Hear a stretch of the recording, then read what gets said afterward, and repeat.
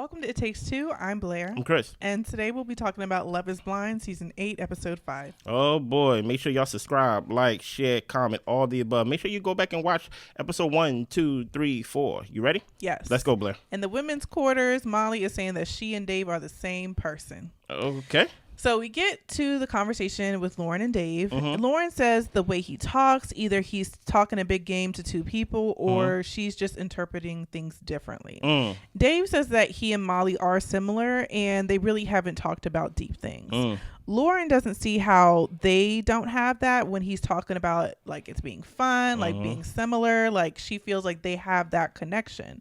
Dave didn't know if Lauren was seeing other guys, and Lauren tells him, "You're the only reason I'm here." Dave knows that he needs to figure things out. He never told Molly that she's his number one choice. He wouldn't have said that knowing how he feels about Lauren. That's a lie. Yeah, I'm about to say. He's never told anyone other than Lauren that he can see himself proposing to them. He hasn't made the best choices in life, and Lauren tells him, let's not make the wrong decision this time around. She wants to be with him, and she thinks that she would be the right choice for him.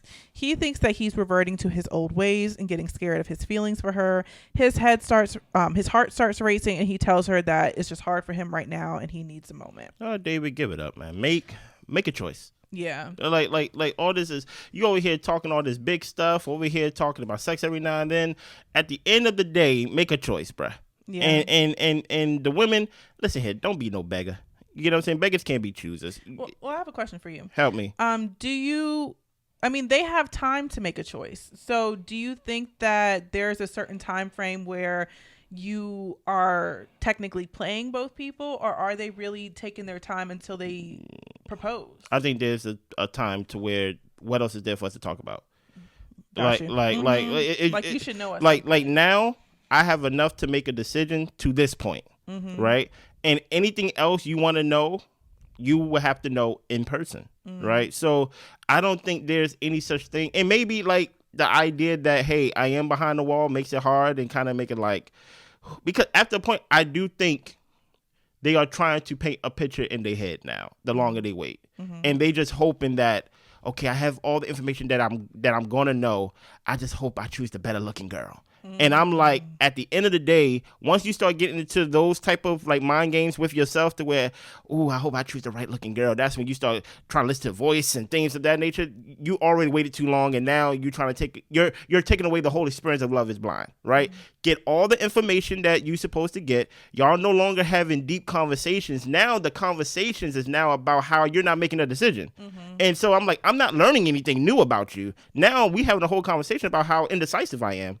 That's true. And I'm just like, that defeats the purpose. Like, pick somebody and move on. You know what I'm saying? So we could be at the resort. And I think that you should know at a certain point by the type of conversations you're having with both people. If one person, you're actually talking about the future, the logistics, and really like getting down to business with each other, and the other person, it's all sexual and fun, like you should know that that person is not the one you should choose, the one to where it's just all fun, all good times. I agree. So we get to the women's quarters. Molly is telling the girls that he said that he needs to end things with his other person, and she hated being told something if he's not actually going to do it. Madison tells Lauren that he said that he was going to cut things off. Madison thinks that he's playing the both of them. Now I'll say this, I know that there's editing in these shows, and I hate to make my opinion off of things that I don't see, but with the way that Dave has come across, I wouldn't be surprised if he mentioned cutting things off with Lauren. And I think as we get further in the episode, he said something along the lines of,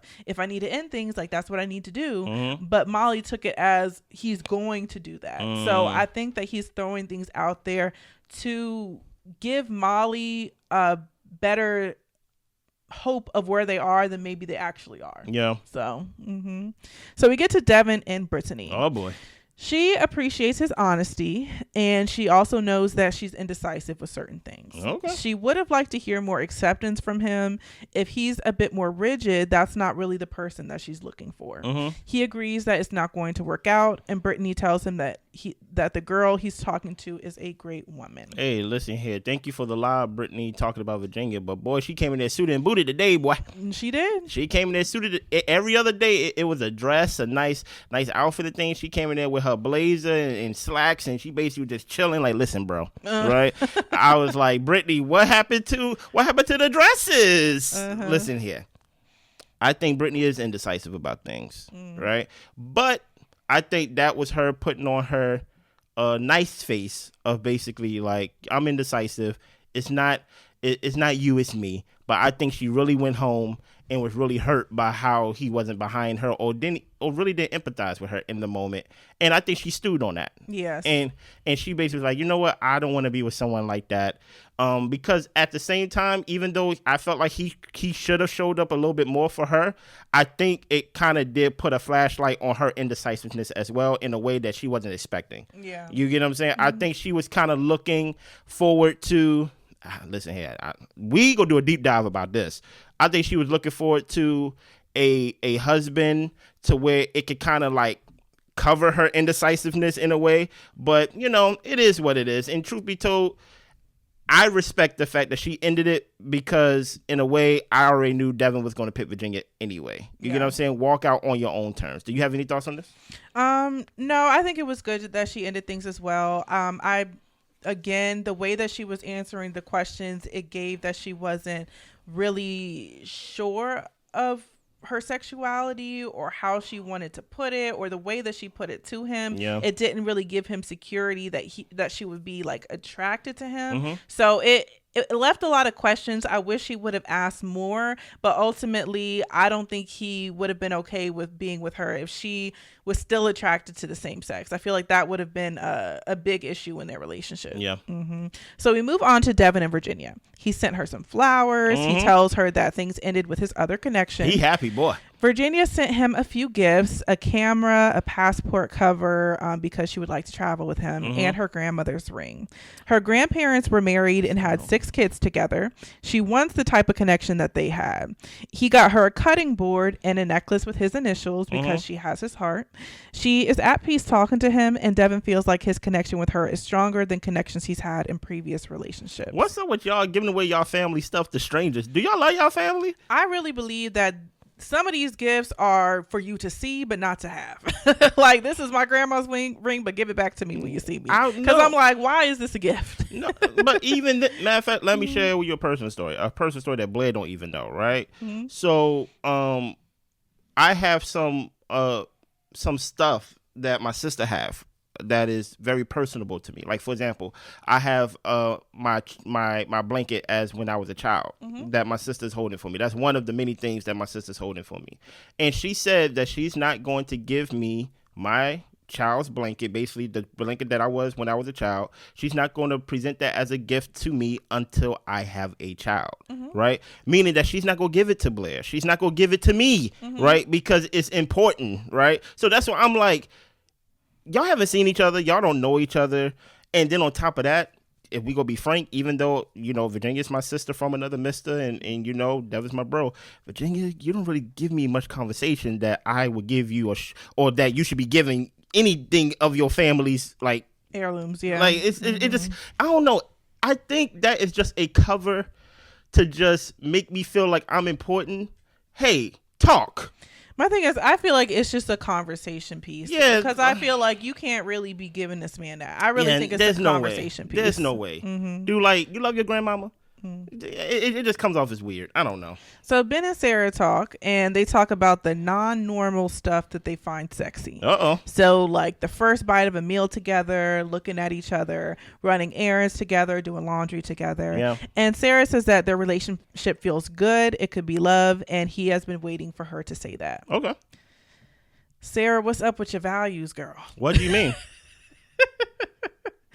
Sarah and Ben were having a conversation about politics. They was. And about human rights. But now they not no more. And I thought that Sarah cared about the people. And I think she does care about the people, but I think the thing about her is she cared about being a fiance more. I agree with that. She cared about being a wife more. I agree and with I that. think, guess what? It's going to rear his head up again in the marriage, and then she going to have to really make a choice. Yeah. Because I think right now she's like, okay, he didn't really say nothing racist in the moment. And truth be told, I actually think the question, and we go do deep dive on this too, the question actually matters more in this particular situation when it's two white people, right? Especially one white person that decides to take on the cause of, you know what, Black Lives Matter. You get what I'm saying? So for one person, which is Sarah, to take on the cause of, hey, how do you feel about, you know, the fundamental human rights? You get what I'm saying? And for him to be like, human schmooman, like, who cares? Like, you know what I mean? And for her to be like, I don't really like that, but at the end of the day, she have to make a choice where she's going to be forced to make a choice soon about, hey, do you want to be picked on this show? And do you want to be a wife? Or do you really care about your human rights and basically fundamental human rights for everybody else? I'm not going to hold her at gunpoint right now about it, but I think it's definitely going to raise her head up in the future for sure. Yeah, my thing is that Sarah, as much as you are for the cause, you're coming across very similar to Ben in the way that, well, it doesn't really affect me, so I can be in a relationship with him. I can't be in a relationship with somebody who don't like black people. I'm a black person. Yeah. Even if they like me, I'm married as well. Yeah. But even if they like me and they say you're one of the good ones, I could not be in a relationship with somebody who doesn't like black people. Yeah. And Sarah, you talking about you have this gay sister. Your gay sister can't be friends with people who feel indifferent about gay people because she's going to have to be around them. And it's one thing if they treat her kindly. It's another thing if they're just like, you know, I don't know about that gay stuff. Well, and you can't really come to my mama's house. 100%. I'm cool with it, but you can't really be around my people. And the thing is, Sarah, you're acting like him in the fact of, you know, it's not like he is feeling a way about me, so I can definitely be his fiance. Or even worse. Yeah. Even worse, she's taking his ignorance. She's thinking he is ignorant on it and that she can teach him. Because she's thinking he's actually in the middle. And I disagree with that. But I'm like, know she said that she's not going to be teaching him. But here's the thing about, I don't care what she says. Okay. It's her actions that I'm talking about, gotcha. Right? She thinks that she can teach him because he did not say Black lives don't matter. So because he did not give a like solid answer, even though no answer is an answer, right? But she thinks in her head, well, I can sway him because I care about being a wife more than these social issues that I'm pretending to really care about. You get what I'm saying? So like I said, I'm not going to hold you at gunpoint yet, but eventually I will. You get what I'm saying? So we get to the women's quarters. Sarah talks to the ladies and says that she needs reassurance about the social causes that she cares about. She wants her partner to want to learn and be able to empathize with others. I believe this conversation she's talking to Virginia, and Virginia is saying, well, do you think he can learn? At this big grown age, if you don't know, it's because you don't want to know. Especially in Minneapolis when all of this stuff was going down. George Floyd was everywhere. Like if you have no stance, that is your stance. And I will say that, you know, not everybody is the type of person to like, you know, go out in the streets and protest and all these types of things. But your opinion, in my beliefs, should be on the side of life and liberty and human rights. And if you don't have that same thought process, then there's really not much else to talk about. But listen to what Sarah said. She said she wants a partner who wants to learn. That's her trying to basically persuade herself that that's Ben. Yeah. But Ben basically, see, here's the thing about it, and take what I say with a grain of salt. But I'd rather Ben say, first of all, I'd rather Ben make a decision, right? Him saying all lives matter would have been a better answer than, oh, I don't get into that. Because I know where you stand when you say that. And then on top of that, you could kind of make the argument of all lives should matter. And then that's when y'all can get into the actual arguments of that statement and your statement, right? But for him to say, oh, I don't get into that, I didn't even vote. It's like, wait a minute. I think he's completely on the other side of the spectrum that you're on, Sarah. It's not ignorance. He's making these choices. Yes. You get what I'm saying? So that's why I'm like, Sarah, it's not ignorance. He's actually making these choices verbatim. So it is what it is. So Ben and Sarah talk. She tells him that she needs reassurance about these social causes. Watch this, y'all. Ben says that it's not her responsibility to teach him, and he has the motivation to grow into that. She believes, you know, in them as a couple. Ben proposes. She says yes. The girl folded, y'all. She folded like a lawn chair, y'all. The girl folded. Man, this conversation was funny. She basically was like, I need reassurance because the George Floyd thing was a big thing and it happened in our backyard. And I just need to know, what is your thoughts? Tell me, and tell me now. Will you be my wife? Yes. I'm like, wait a minute. He did not really give no type of nothing. Yeah. But this goes back to my point. She cares more about being chosen for the show and being a wife more than these social issues. And she thinks, based on her desire, that Ben is able and willing to learn and be on her side. And I'm like, you're going to learn the hard way. Exactly. It's going to be an issue. Yes, you're going to learn the hard way. And guess what? Thank you for the drama. Yeah. Okay? Because I will gladly watch you try to squirm your way out of this and try to make it seem like you on the side of fundamental human rights, as you said, when you're married to someone like Ben who says, I'm going to be out of that. Human schmoomin' is what he said. Human That's schmoomin'. what I heard. Human schmoomin'. He said human schmoomin'. Cumin. You know what I'm saying? I use that to cook sometimes. You know what I mean? Who cares about Black human Lives Matter, human schmoomin'. I'm about to say, okay, man. I'm about to say, hold time, though. You did this to a Black History Month. I should knock your head off.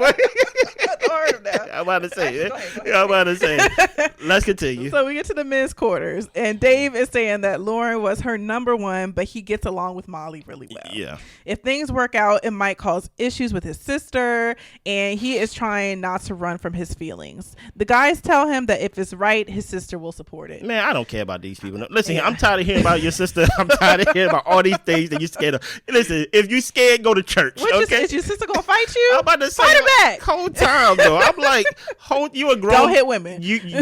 No, but you can hit your sister. But my thing is, you are grown enough to sign up for the show, and now all I hear about you on the show is my sister gonna be mad at me. I'm just like, man, I'm tired of hearing about it, man. Let's move on. So we get to the women's quarters. Molly and Lauren are tense. Yeah, they are. Molly doesn't see why he hasn't broken things off with Lauren yet. So Dave and Molly have their talk. He's telling Molly that he's been crying. He's freaked out. He doesn't know what he's doing. Yeah. He says that he never said that he was going to end things with Lauren. And Molly asks, is there a reason that you're conflicted? He doesn't know, and he tries not to make emotional decisions. Molly knows what she wants, but she's not here to force anything. He tells her that's what he likes about her. Everything's fun. That's what he's liked. And he's also crying. Yeah. She appreciates him showing his emotion, and she doesn't think that he's a bad person. Dave feels like he has to see things through with Lauren, and he thinks he has a stronger emotional connection with her. Molly says, so it sounds like you made your decision, and it's okay to say that. She wanted someone to choose her. If they aren't choosing her, then that's not her person. Okay. She says, so can you tell me what you want? Are you trying to end things now? It sounds like you're trying to end things without saying it. And Dave said he feels like he just made his decision. So it is like I said what I said, pretty much. Make a decision, please, Dave, for us, okay? Molly was absolutely right. He didn't want to say, Molly, I'm breaking up with you. 100%. Honestly, because I think when they get up out in them pods, he going to see what's popping with Molly. Of course. So that's why he didn't want to end it for real. And he just said he had a stronger connection with Lauren. But when he sees Molly, and Molly is this fun, good time girl, he's going to see what's up. Of course. So we get to the women's quarters. Molly tells Lauren, y'all, I feel like I'm talking to my homegirl. Girl, she started crying. She wouldn't have said things in front of her if she knew. She thought that it was Sarah, and she felt bad about saying things in front of her. Yeah. And Lauren said, that's why, she was, holding things close to the chest. And Molly says that he wants to pursue things with you. Okay. Like I said, I think y'all talk too much in like that woman's quarters. Oh, for real. Like y'all talk way too much. They need to put like a game in there for y'all to play. not gym mats for y'all to make a fort for y'all to talk somewhere even more quietly. It's like, no, y'all need to be more active than to be gossiping. You get what I'm saying? Because y'all actually making it easier for the guy by eliminating each other. You get what I'm saying? So Dave and Lauren talk. He tells Lauren that he was crying. He was terrified that things could actually work with them. Okay. He's scared of being happy, and it scared him that his mind could change so much in a day. Run, girl. And Lauren says, you know what? That scares me too. Okay. Molly was waiting for someone to be broken up with, and Dave said that he never made a promise to break things off with Lauren. He told her things that went well, and if he ends things with the other person, then that's what it's going to be. Yeah. He felt she was too cool with the breakup, though. Lauren tells him, well, Molly was hurt. Mm-hmm. There are times that maybe Dave, said that he was choosing her as the number one. Okay. Dave understands that communication can be hard, but Lauren has been his number one from the beginning. He's falling in love with her, and that freaks him out. Lauren has been wanting to hear this for a while. He doesn't want his sister to freak out. Lauren hopes that he trusts his relationship with his sister. Mm-hmm. He feels strongly about Lauren and wants to marry her. Lauren appreciates how he lets her let her guard down, and she is falling in love with him.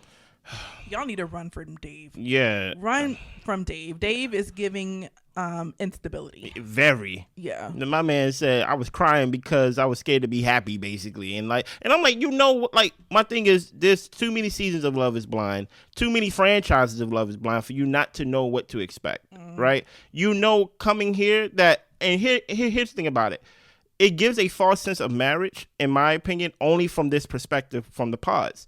They think that, I need to make a perfect decision on basically if I choose the right person, I don't have to work on the relationship because I did all the work in the pause. No, right? Truth be told, when whoever you pick, if it's Molly or Lauren, you're still gonna be dealing with someone that you're gonna have to build with. So it's like, just choose someone you vibe with, and don't make it if I choose to be with this, I'm losing that. You're not losing anything. It's a gain. Yeah. That's really the trick of Love is Blind. But they get too much in their heads and try to make it seem like, well, I got a number 2 when I got number 1. No, all of them are number 1s. Just choose one. Because no matter who you pick, unless they like really, really unstable and things like that, you gonna have to do work anyway. So it just is what it is. I'm happy that I don't want to go through the whole Molly, Lauren, Dave triangle thing. I'm over it completely. Yeah, my thing with Dave, number one, I was annoyed because he was saying that Molly wasn't really as upset as he thought she would be. Yeah. You was just saying the girl was so cool, it wasn't pressuring you, and you love that about her.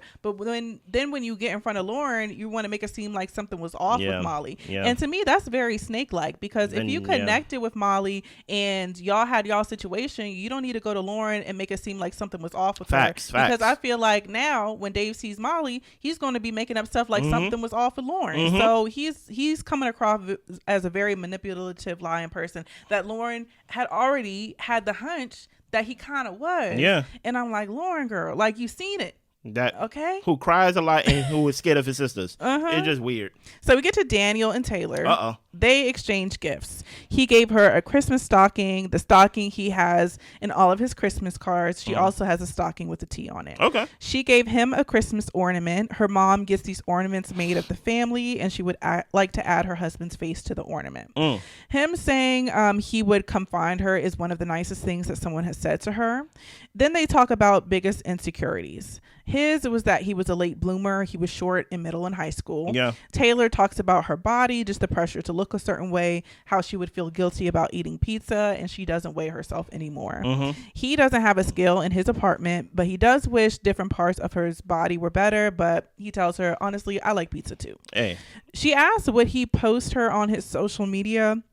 He would, and she talks about how she had an ex who wouldn't post her, but would be under all these girls' comments. Hey, listen here. I like Christmas too. I don't know if Christmas is my favorite holiday. I think Christmas is only my favorite holiday because I travel during the holidays. Yeah. In that sense. But I would love to have my own personal, what is the thing that goes on the tree again? Ornament? Yes, a personal one. With me naked on it for you, baby.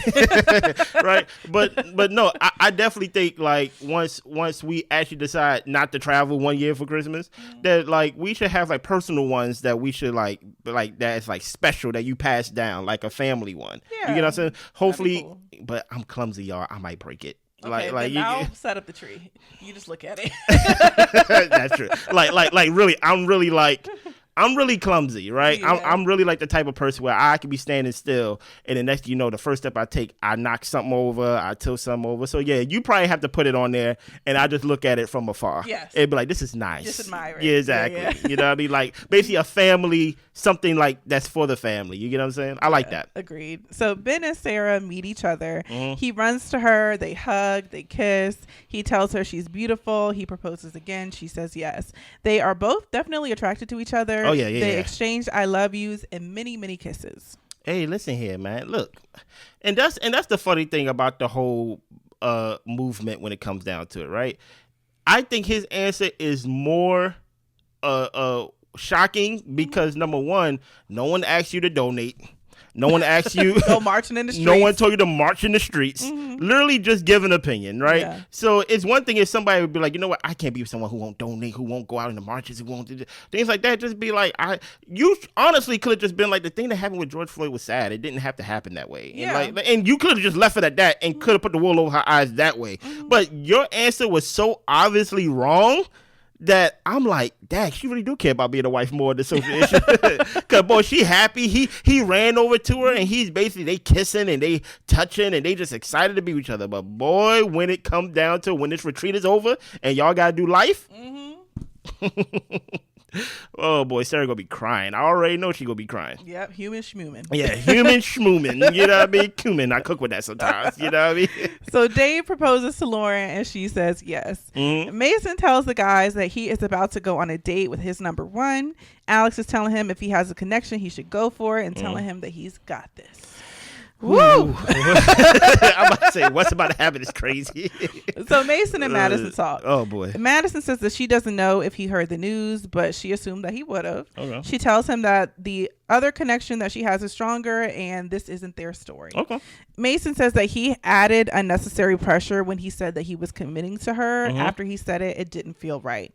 Madison doesn't know why he would say that if he didn't mean it. He's dating two people. She saw that he wasn't giving much. He was kind of being elusive and he was probably saying similar things to the both of them.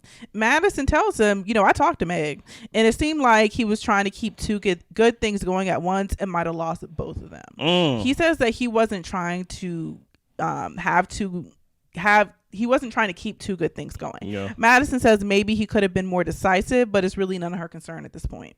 She wishes him the best in his conversation today and to just be honest. You think you should read the next scene or basically let's cover this now? I'm just gonna say this about it. We could talk about it more the more is revealed, but I just want to say one statement. Madison, you don't have to dirty Mac like that. Whole time though, I was about to say you could have just told him it was over and that's the wrap. I don't know if that's like your avoidant thing, toxic, whatever coming out, but you didn't have to do him like that. No, you didn't. And I will say, Mason, you taking back what you said and saying it didn't feel right and you didn't really mean what you said, that's a very, very red flag because why are you saying things you don't mean? Take back seas. Nobody is putting pressure on you to do anything. I understand that. So now I think he's lying. But here's the thing about it. You try to hurt me and now I'm just going to be petty and try to hurt you. Here's the thing about Madison, which I don't understand. Go back to the last episode that we did. An important information that Blair recapped for us was that Mason was her number two anyway. So it's like you don't have to dirty Mac because at the end of the day, you already have a number one. You already have a solidified a relationship or connection. So the whole thing with the whole like I know it's Meg and things like that and what you about to do is like just why can't you just be happy in your connection and not dirty Mac? You get what I'm saying? And now you over here talking about, you know what, you about to have nobody trying to keep two people. Well, we about to see how that boomerang swings in like a couple minutes. So Madison tells the girls that breakups taste good. Mason tells the guys he got broken up with. Yeah. Alex gives him a hug and Mason says, you know, they're talking over there. He doesn't know what's being said, but he said something he regretted and it's definitely going to come back to haunt him. It is. Meg doesn't think Madison should have said that he could lose the both of them. Like, give Meg a chance to say what she's going to say. Yeah, and that's what I'm saying. Like Madison over there basically talking to Meg. Yeah. Basically, yeah. And I said this. Yes, I did. I said it. And I'm just like, why are you? And the funny thing about it is, one thing that Virginia said, I don't know if she said in this episode, but I heard her say it sometime. I think it was this scene. She said something across the lines of, this has been an ego death for me. To where it's like, you kind of like going through this experience and the ego that is basically going to pop up. She's like, you got to put that ego aside. And I think Madison operated 100% off of ego in that. And that's when Meg kind of cringed. Like, you said that? Yeah. Okay. It is what it is. So we get to Mason and Meg. He got her flowers. Mason says that he had feelings for her and Madison. Yeah. He validated Madison and it didn't feel right after he said it. Yeah. He feels like he said it to the wrong person. He was confused. Meg says, were you confused before or after you found out she was with Alex? Good question. I thought he was going to have a reaction because I didn't think he knew that Alex was the one who was dating Madison, but he didn't react. She said, how do I know I'm your number one if I'm the default now? Mason says that he's the happiest with her, and he says that she's always been his number one. Stop it. Oh, that is not true, Mason. Stop it. And no, but truth of the matter is, it could be true, but what you said out your mouth is completely different. Yeah. And my thing is, this is what happens when you're indecisive and when you're over here telling people you're my number one, you're my number two, you're trying to get people rankings and things of that nature, and you're trying to game the system, right? But the system game you. You get what I'm saying? So it's like, say what you mean and mean what you say, and leave it at that. And it's that simple. That's that simple. Learn somebody, talk to these people, have a scorecard. Who got the most points? That's who I'm going to propose to. Don't try to make it well, this person got 92, but this person got 90, and I'm like, that's close. No, 92 is more than 90. So choose the one that got the highest points and move on, propose, and be prepared to do the work in the marriage. Absolutely. Period. You get what I'm saying? That's all I got. That's all you got. Oh, that went by pretty fast. Subscribe, like, share, comment. We about to record episode 6. Make sure y'all stick around for that. Bye.